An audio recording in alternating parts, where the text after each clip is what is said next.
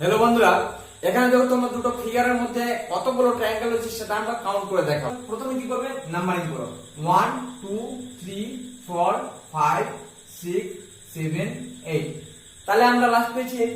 তাহলে 8 ইনটু 2 করলে আমাদের কতগুলো ট্রায়াঙ্গেল সেটা আমরা পেয়ে গেলাম। তার মানে এখানে 16টি ট্রায়াঙ্গেল রয়েছে। একই রকম ভাবে প্রথম আমরা কাউন্ট করি 1 2 3 4।